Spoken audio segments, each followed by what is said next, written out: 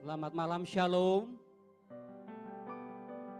Pada malam hari ini kita akan mulai ibadah penghiburan buat keluarga, hamba Tuhan atas berpulangnya saudara kita, anak Tuhan yang luar biasa, Ben. Secara pribadi, Ben ini adalah anak sekolah minggu saya.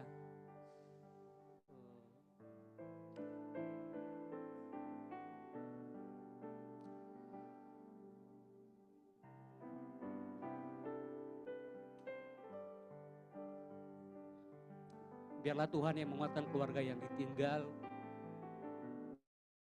dan Roh Kudus yang memberikan penghiburan bagi Bapak dan Ibu dan adiknya Charlotte. Sebelum kita mulai ibadah kita, mari kita bersatu dalam doa.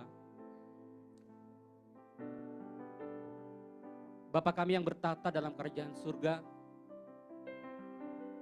Tuhan tahu hati kami pada saat ini ya Tuhan. Terlebih khusus hati keluarga yang telah ditinggal oleh anak-Mu ini. Kami berdoa ya Tuhan, biarlah Tuhan yang menjadi tempat penghiburan. Biarlah Tuhan yang menjadi tempat kekuatan bagi mereka. Hiburkanlah mereka ya Tuhan. Dan kami juga berdoa biarlah Tuhan memberkati ibadah kami ini dari awal pertengahan sampai akhir. Roh Kudus menyertai kami. Terima kasih Tuhan, dalam nama Yesus, haleluya, amin. Kita akan naikkan satu pujian Bapak Ibu dari buku lagu nomor 16, buku lagu halaman 16 nomor 1.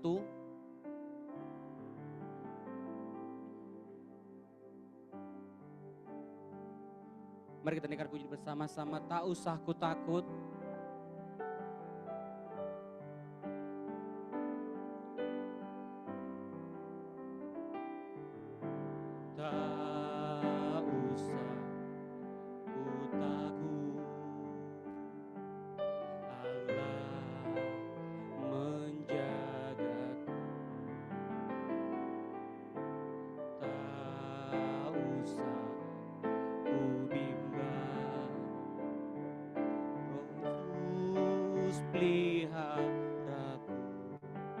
tak usah ku susah, tak usah ku susah. Roh Kudus hiburku, tak usah ku cemas. Dia memberkatiku. El Shaddai, El Shaddai, El Shaddai, El Shaddai, Allah Maha Kuasa.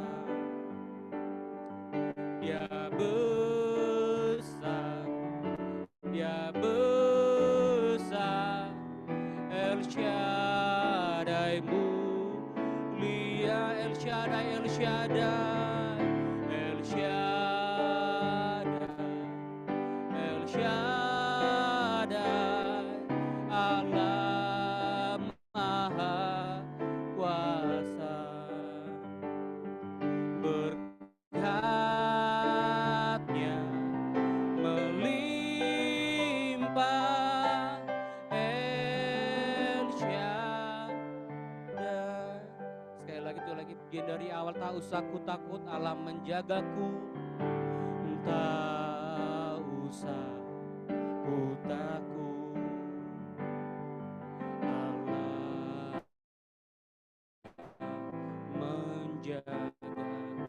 Tak usah ku bimbang, tak usah ku bimbang. Yesus peliharaku. Tak usah ku cemas, Roh Kudus hiburku. Tak usah ku cemas, Dia memberkatiku. El Shaddai, El Shaddai, El Shaddai, El Shaddai, Allah Maha Kuasa.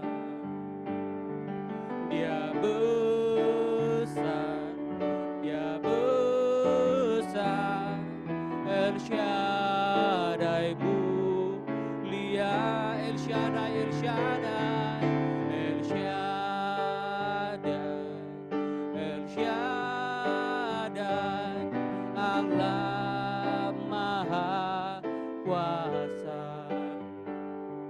Berkatnya melimpah, El Shaddai, El Shaddai, El Shaddai, El Shaddai, Allah Maha Kuasa. Dia besar, Dia besar, El Shaddai mulia, El Shaddai, El Shaddai, El Shaddai, El Shaddai, Allah Maha Kuasa. Berkatnya melimpah, El Shaddai. Sekali lagi El Shaddai, El Shaddai, El Shaddai, El Shaddai, Allah Maha Kuasa. Dia besar, Dia besar, El Shaddai mulia, El Shaddai, El Shaddai, El Shaddai, Allah Maha Kuasa. Berkatnya melimpah,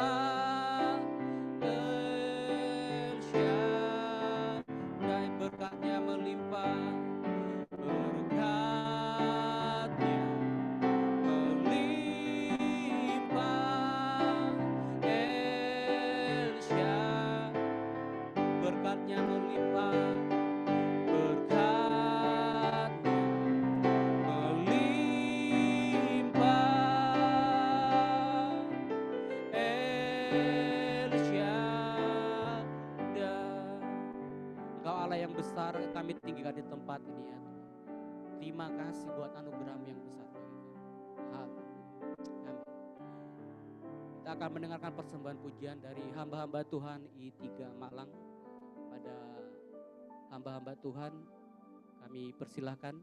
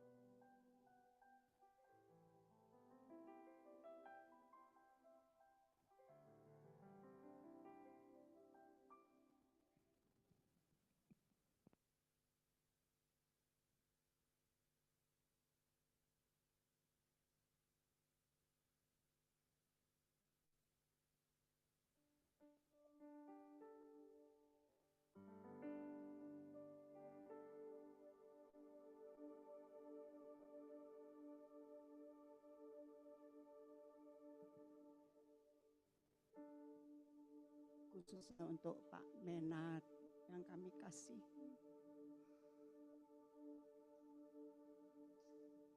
Juga Dr. Weni. Dan kami dari I3 Batu Malang maksud saya, sudah dekat menyatu dengan keluarga Kolondam, keluarga Tanuri. Kami ingin menyanyi satu pujian yang intinya adalah kekuatan dan penghiburan. Kekuatan serta penghiburan diberikan Tuhan padamu. Tiap hari aku dibimbingnya, tiap jam dihibur hatiku, dan sesuai dengan hikmat Tuhan, ku diberikan apa yang perlu. Suka dan derita bergantian memperkuat imanku. Tiap hari tubuh bimbingnya, tiap jam dihibur hatiku, dan satu hikmat Tuhan, ku diberikan apa yang perlu. Suka dan derita bergantian menghirup imanku.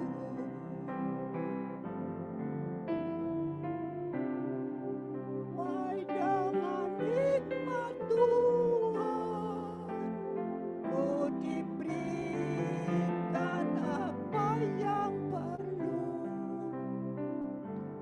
Suka dan derita bergantian memperkuat iman. Pujian ini keluar dari hati kami karena anak atau cucu band ini saya selalu bilang, Oma, doain Ben ya. Itu Ibu Vera aja saya kasih tahu, oh ya, selalu kalau ketemu saya doain Oma. Dan itu baru beberapa lalu yang terakhir waktu Natal di YCAM, dia menyanyi dengan biola. Saya katakan, Ben, bagus. Lalu Mama Beni langsung, ya Oma, itu baru latihan kemarin. Itu kenang-kenangan terakhir. Saya sebenarnya tidak kuat kalau melihat dia karena tiap ketemu saya, doa Oma untuk Ben. Tapi saya akhirnya malam ini bersyukur karena apa? Allah itu baik, maha baik, mengatur segala sesuatu tepat pada waktunya. Tidak ada yang merancang, hanya Bapa yang di atas yang tahu. Kiranya keluarga dikuatkan, seluruh keluarga, Kolondam, Pak Peter, Pak Muri, Tuhan memberikan kekuatan. Terima kasih.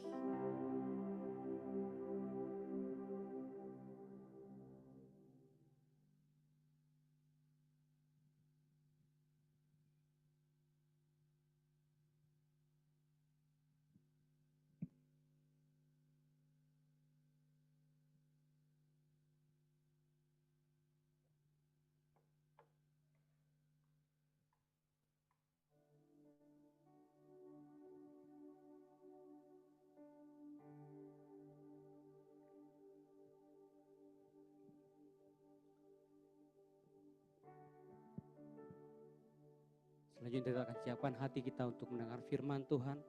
Kita akan naikkan satu pujian dari buku lagu halaman 20. Buku lagu halaman 20 nomor 17.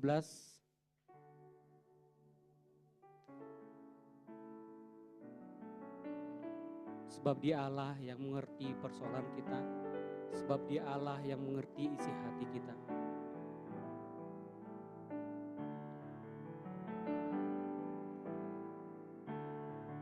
Perkara yang tak dapat ku mengerti,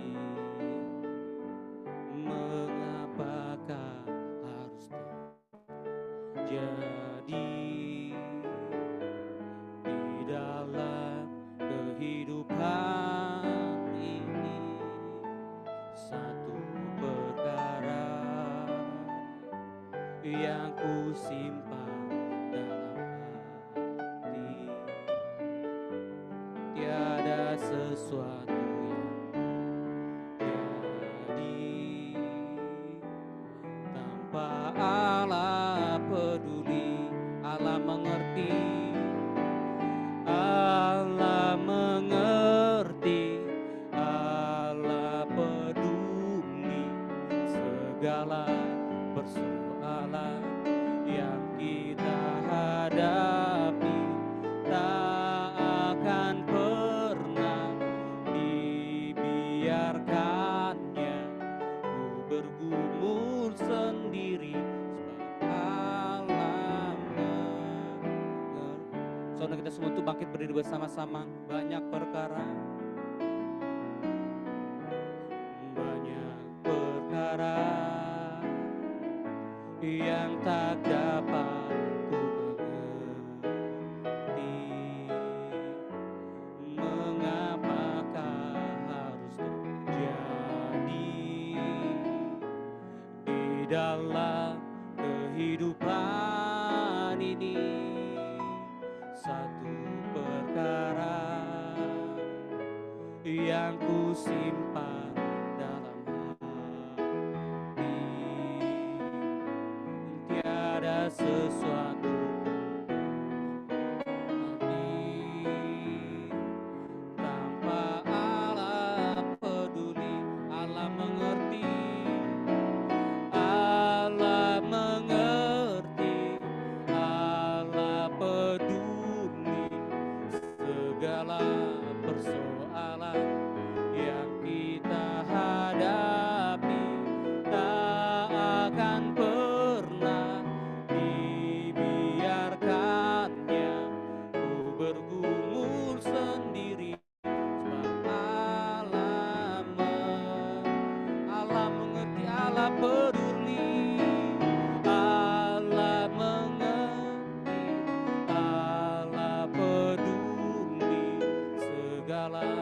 persoalan yang kita hadapi tak akan pernah dibiarkannya ku bergumul sendiri sebab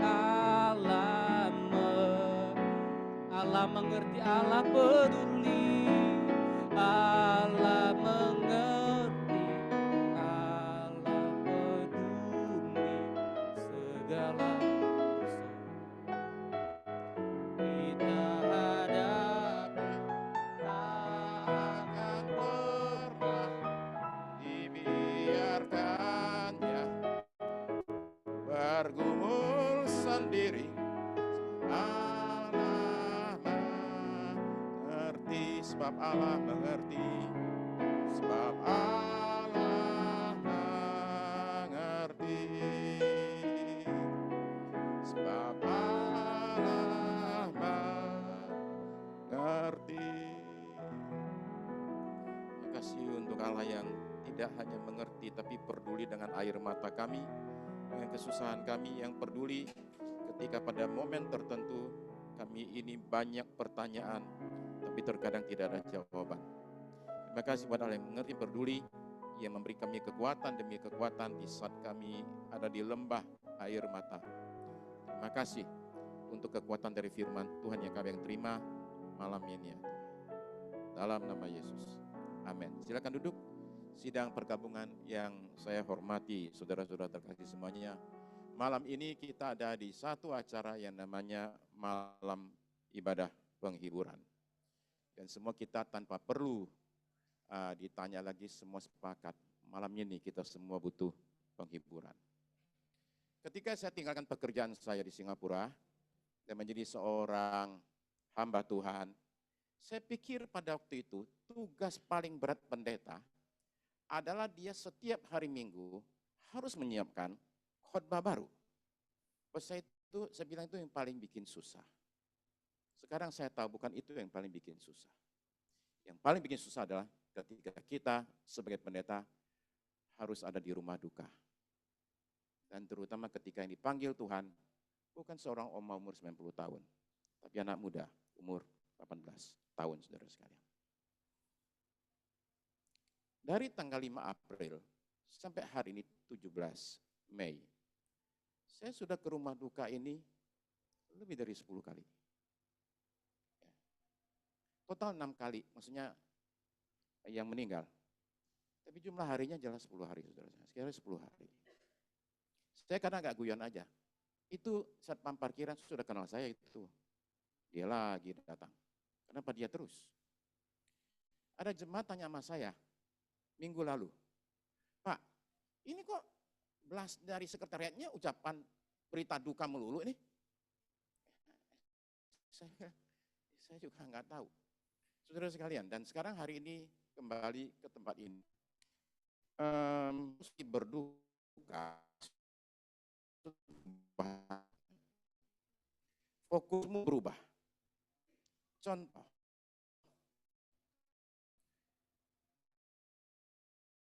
Penampilan nggak penting.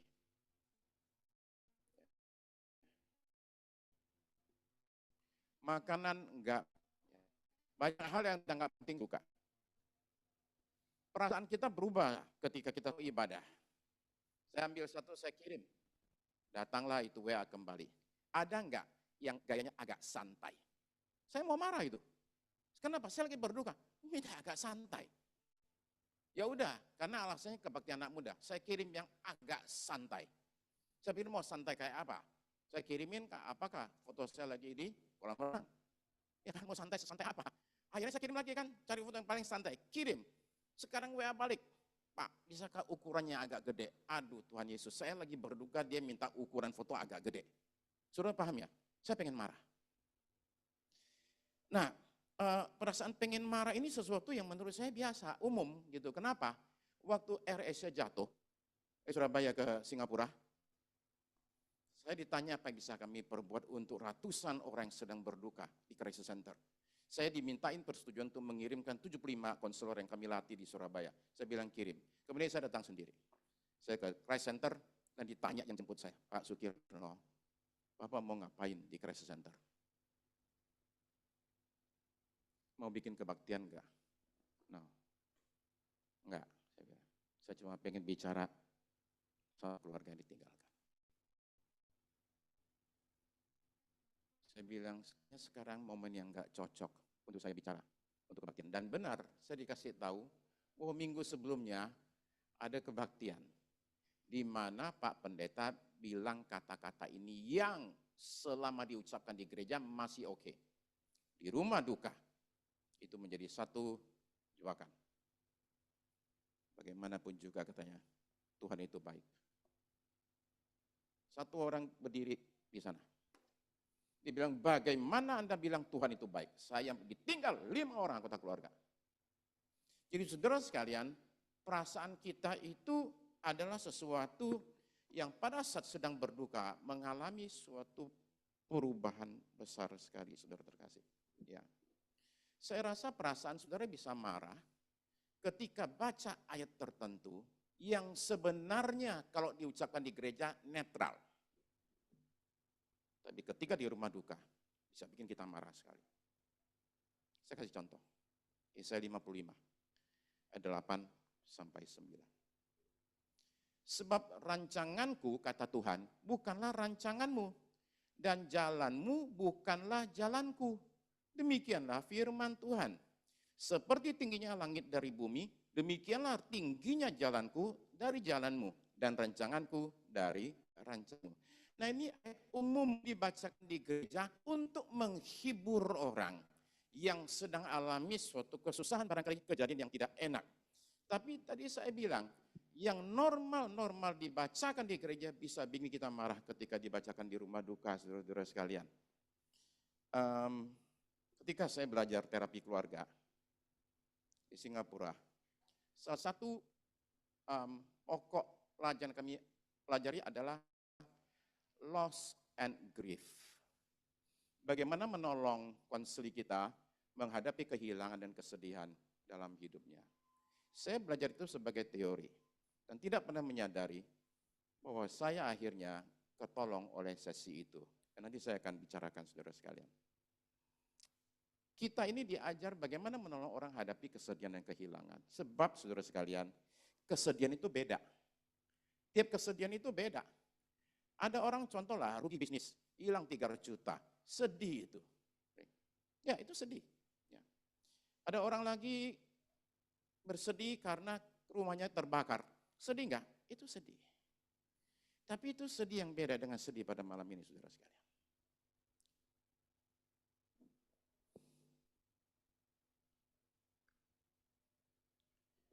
Ini sedih yang kalau diibaratkan, inilah lembah yang paling dalam. Saya menangis ketika papa saya meninggal. Umurnya panjang sekali. 96 tahun, 1 minggu. Saya nangis. Saya nangis ketika saya datang ke kuburannya. Saya menangis ketika koko saya meninggal. Tahun lalu saya nangis. Tapi saya tidak pernah menangis sebanyak saya menangisi Ben.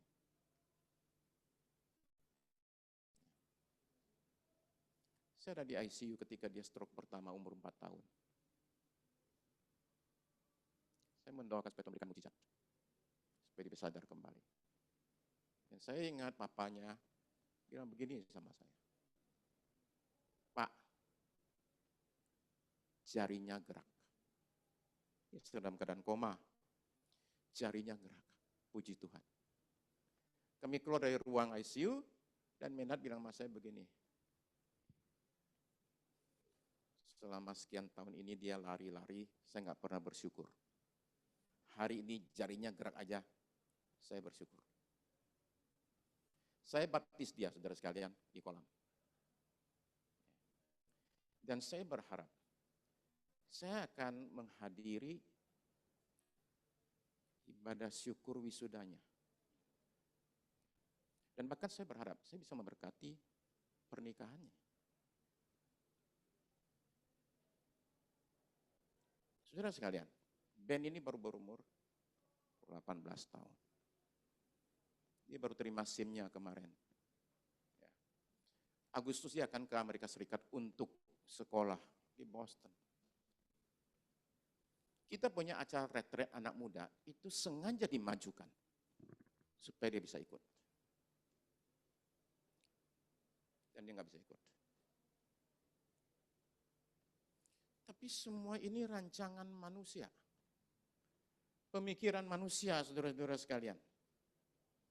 Masalah kita sekarang, kalau kita mengatakan Tuhan punya rencana buat segala sesuatu, termasuk dia panggil band, kita bisa bertanya, kenapa rencana Tuhan terkadang sering terasa kejam?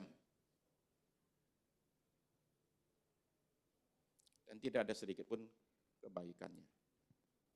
Tapi saya pengen ngomong sesuatu malam ini buat kita sekalian, saudara sekalian, yaitu kita tidak tahu masa depan. Saya bicara ini dari satu empati yang mendalam, lebih dari empati. Sebab 2 bulan lalu kalau saya tidak salah ingat, saya bilang sama Maynard dan Wendy, kita ini bukan sekedar teman, kita bukan pendeta sama jemaat, kita ini keluarga. Ya. Saya ngomong ini saudara lebih dari empati, karena saya menguburkan anak saya satu. Anak saya satu-satunya ketika itu. Saya kuburkan anak satu, saudara sekalian. Jadi hari ini di ibadah penghiburan ini saya bukan sedang berusaha menghibur Anda semua. Saya sedang berupaya menghibur diri saya sendiri, saudara sekalian. Ya. Saya kuburkan anak saya 31 tahun yang lalu. 4 tahun kemudian Bill Cosby, bintang film itu, kehilangan anaknya, dibunuh orang di tengah jalan ketika sedang ganti ban. Di Newsweek, zaman dulu itu tahun 97, itu suka ada bagian komentar. Okay? Nah, satu orang tulis satu komentar begini, tidak ada yang lebih berat bagi satu orang tua, kecuali kalau dia harus menguburkan anaknya.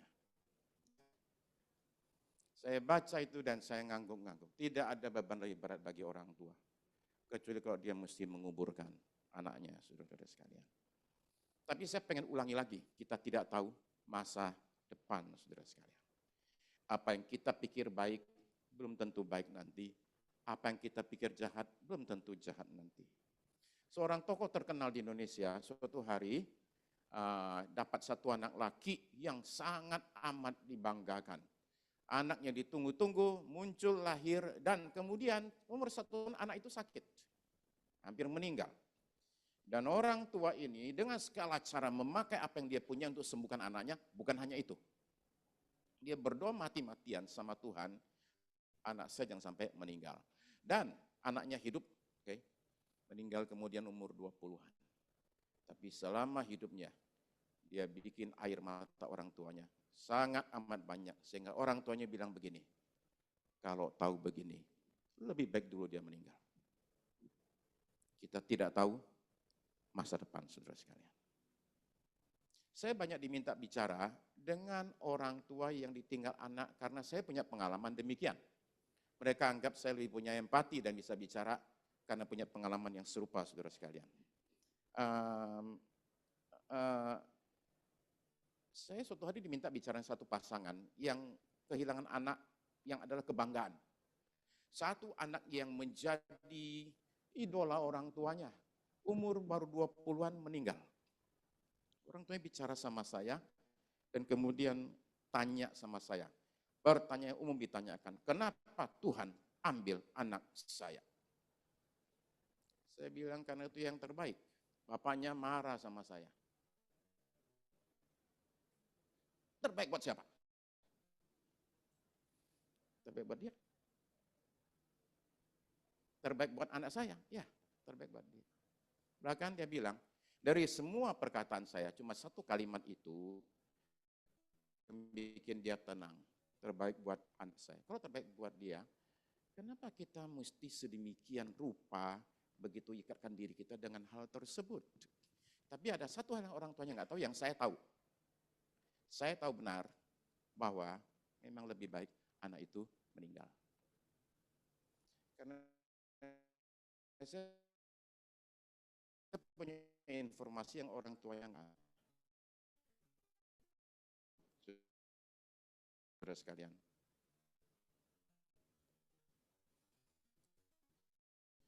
Sebab rancanganmu, kata, kasih tahu bedanya, yaitu ketinggiannya beda. Seperti tingginya langit dari bumi, demikianlah tingginya jalanku dari jalanmu, dan rancanganku dari rancangan. Tinggi itu artinya selalu lebih baik. Semua kita pengen kita punya kedudukan naik, kita punya keuangan itu naik, semua kita pengen semuanya itu naik, tinggi, saudara sekalian. Ya. Karena tinggi juga memungkinkan kita untuk melihat lebih jauh dan lebih baik. Sebab kalau pandangan kita pandangan yang demikian di sini, di lembah, yang kita lihat itu adalah jalan buntu semua. Begitu kita naik atas, kita akan lihat, oh ternyata di sini ada jalan keluarnya. Jadi tinggi itu saudara sekalian penting. Nah katanya rancangan Tuhan itu lebih tinggi daripada rancangan kita. Di sini kita akhirnya ditantang oleh Yesaya untuk berikan respons kita di Maduka ini, saudara sekalian. Apakah kita mau percaya, belajar percaya, jalan Tuhan lebih baik daripada jalan kita. Rancangan Tuhan lebih baik daripada rancangan kita, saudara sekalian. Tidak banyak orang seperti Ayub atau mengalami seperti yang dia alami, saudara sekalian. Saudara bayangkan, satu kehilangan harta. Harta habis semua. Habis, nggak ada sisa sama sekali.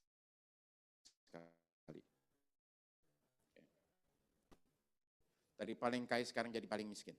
2, kehilangan kesehatannya. Kata orang hilang harta bisa dicari. Sekalipun sudah cukup bikin depresi. Tapi, saudara sekalian, hilang kesehatan. Itu bikin tambah berat sekali. Ayub itu saking sakitnya, dia kena penyakit kulit. Ya. Mungkin karena stres atau apa kita nggak tahu. Jadi dia saking sakitnya, saking gatalnya, dia ambil beling hanya untuk bikin gatalnya berkurang. Bisa nggak bayangin orang pakai beling, potong-potong badannya. Yang ketiga, dia hilang 10 anak. Di Christ Center RSA, saya bilang begini. Saya nggak pengen khotbah, saya pengen bicara sama yang hadir. Ada berapa orang? Tolong dikumpulkan. Dikumpulkan. Saya bilang begini, Bapak Ibu sekalian, saya sama sekali tidak mengerti Anda punya penderitaan. Anda hilang berapa? 2, 3, 5. Saya nggak ngerti sama sekali. Saya nggak pernah kehilangan anak 3, anak 5. Saya hilang anak 1. Saya nggak bisa bayangkan Anda punya perasaan. Saya nggak berusaha mengatakan saya ngerti, saya nggak ngerti. Hanya Tuhan yang ngerti.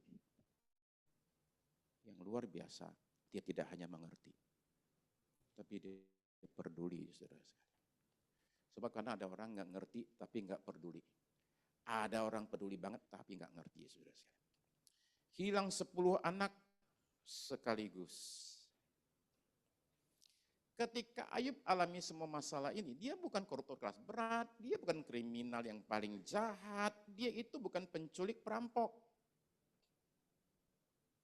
Ini ada seseorang yang Tuhan katakan, kamu lihat enggak saya punya hamba Ayub, itu orang hidupnya lurus sekali. Dan dia hilang 10 anak, saudara sekalian. Tapi dia berkata begini, di catatan di kitabnya Ayub, pasal 1 ayat 20. Maka berdirilah Ayub, lalu mengoyakkan jubahnya, tanda berduka. Dan mencukur kepalanya, tanda berduka. Kemudian sujudlah ia dan menyembah. Dia menyembah Tuhan, lalu ayat 21 katanya, dengan telanjang aku keluar dari kandungan ibuku, dengan telanjang juga aku akan kembali ke dalamnya. Tuhan yang memberi, Tuhan yang mengambil. Terpujilah nama Tuhan.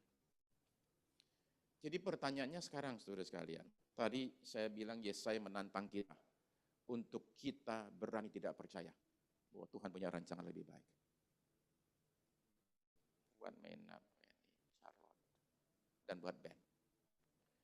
Tantangan kedua adalah,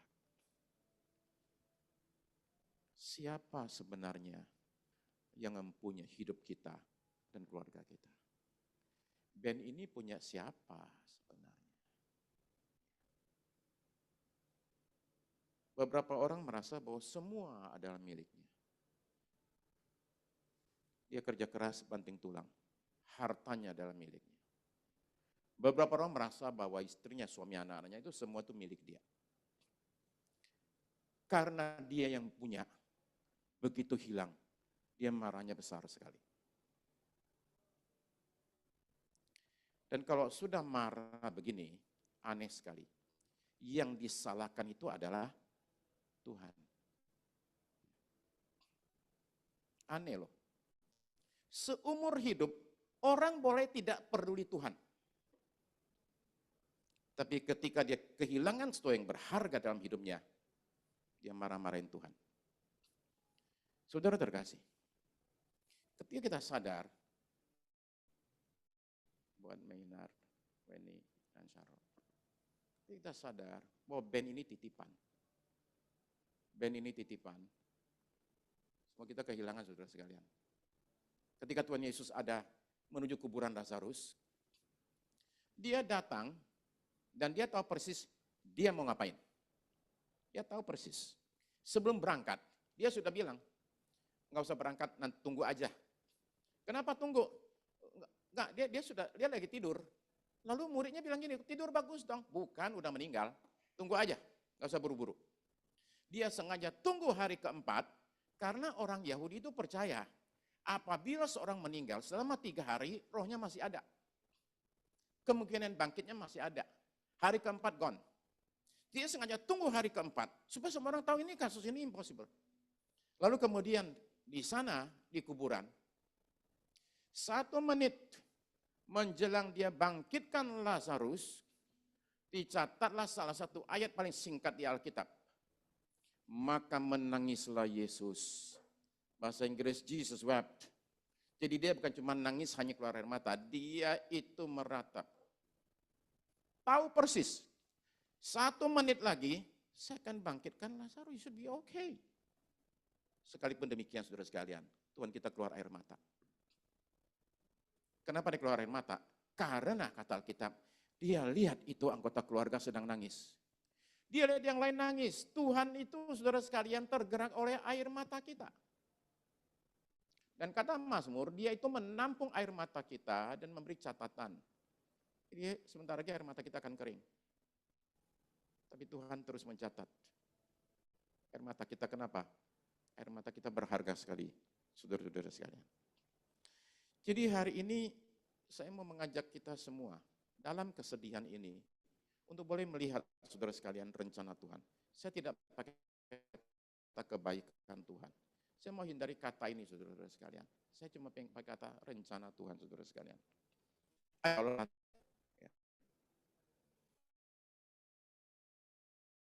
Ini dia mengatakan bahwa saya satu saja, saya jangan sampai.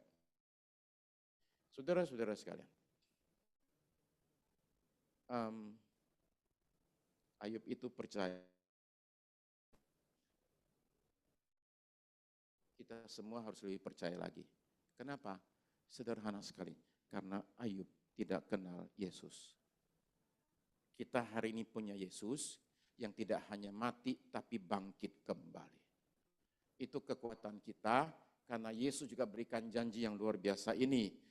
Akulah roti hidup yang telah turun dari sorga. Jikalau seorang makan dari roti akan hidup selama-lamanya. Di kuburan Lazarus, Yesus berkata, akulah kebangkitan dan hidup. Barang siapa percaya kepadaku, ia akan hidup walaupun ia sudah mati. Ini saudara-saudara sekalian adalah pegangan kita. Ini pegangan kita di tengah-tengah kedukaan kita saudara sekalian. Saya pengen ngomong sesuatu tentang satu orang pendeta yang namanya aneh sekali. Nama dia adalah Gossip. Arthur Gossip, pendeta di Skotlandia, yang dalam Perang Dunia Kedua, dalam satu pertempuran, menguburkan 100 tentaranya yang meninggal. Dia Sabtu kubur istrinya, Senin, Minggu dia khotbah di gereja. Mau sedikit highlight khotbahnya. Dia bilang begini, saya tidak mengerti hidup ini. Tapi saya lebih tidak mengerti lagi, bagaimana orang yang sedang susah dan berduka bisa lari dari. Tidakkah kita kehilangan yang satu ini, iman kita? Kalau Yesus itu benar, kalau benar seperti yang dia katakan, bahwa di balik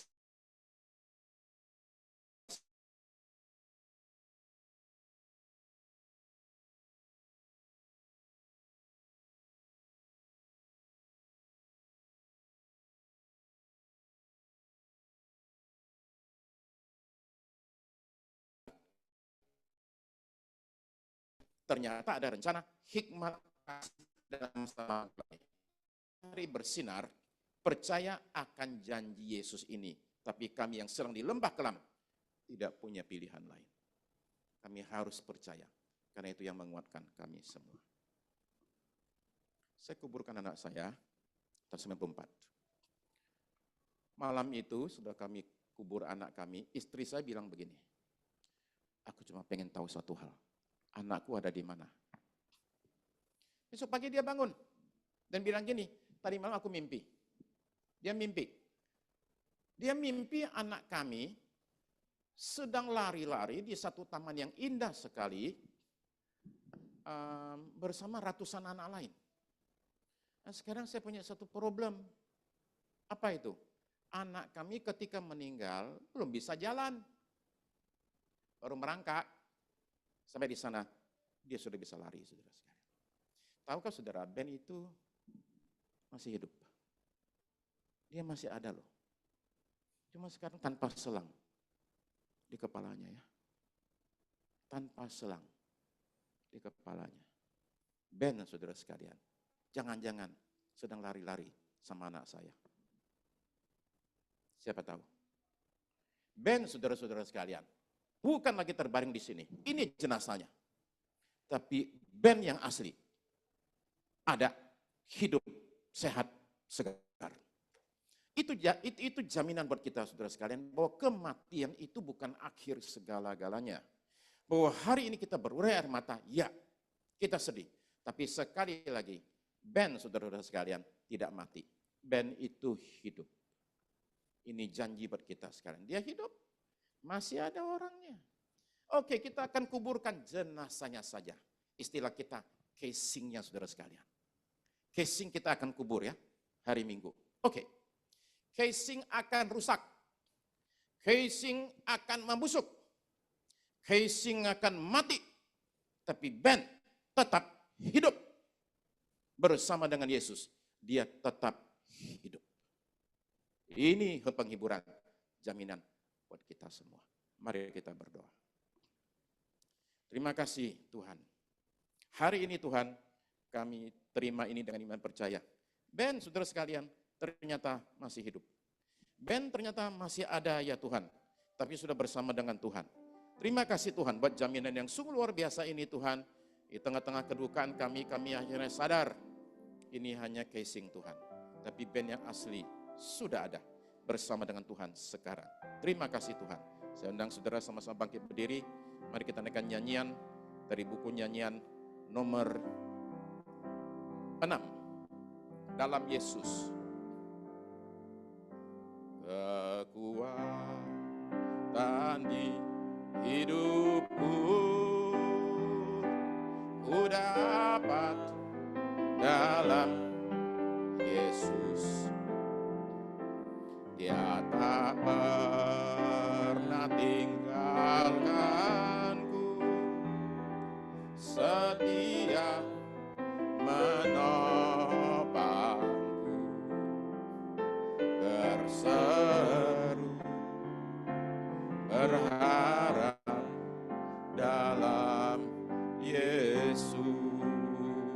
kekuatan di hidupku, ku dapat dalam Yesus. Kekuatan di hidupku,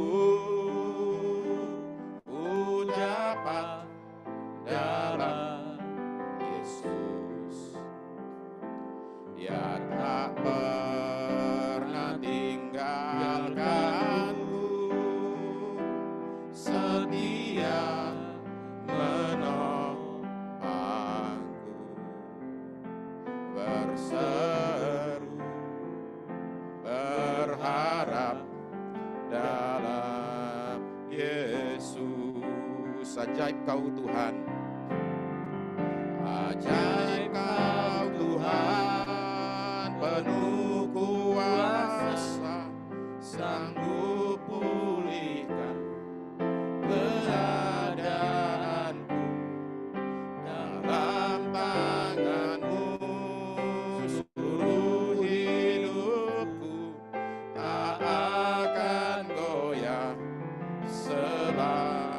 Ajaib kau Tuhan, ajaib kau Tuhan, penuh kuasa, sanggup pulihkan keadaanku. Dalam tangan-Mu seluruh hidupku tak akan goyah takkan goyah, tak akan goyah takkan goyah, tak akan goyah selamanya. Mari kita berdoa. Terima kasih Tuhan yang menghibur kami, menguatkan kami di tengah-tengah kedukaan kami. Terima kasih Tuhan yang mengerti, peduli, mengalami, memahami apa yang kami manusia alami. Tuhan terima kasih hari ini Tuhan. Terima kasih karena Tuhan menyambut Ben, Tuhan menerima Ben, Tuhan yang membawa dia lahir ke dunia, Tuhanlah juga yang memberi dia suatu hidup yang sungguh menyenangkan. Terima kasih Tuhan dia menikmati kehidupan dan sekarang sudah waktunya kembali kepada Tuhan. Terimalah Ben di sisi-Mu Tuhan Yesus. Indah selamanya bersama dengan Tuhan. Tapi tidak hanya itu, kami suatu hari juga akan menyusul dan akan berjumpa dengan Ben bersama-sama lagi. Sungguh indah bersama dengan Tuhan. Terima kasih. Hiburkan kami semua Tuhan di tengah-tengah kedukaan kami. Dalam nama Tuhan Yesus Kristus. Amin. Silakan duduk saudara sekalian.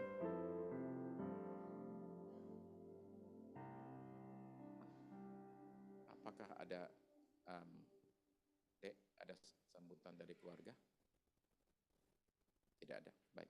Oke, Bapak Ibu sekalian, besok malam kembang akan ada ibadah jam 7 malam. Kemudian jenazah akan kita kuburkan di San Diego Hills pada hari Minggu. Rencana sementara berangkat jam 10 pagi, saudara-saudara sekalian. Ya, yang bisa kami sampaikan. Kita tutup ibadah kita. Mari sekali lagi saya undang bangkit berdiri, saudara sekalian.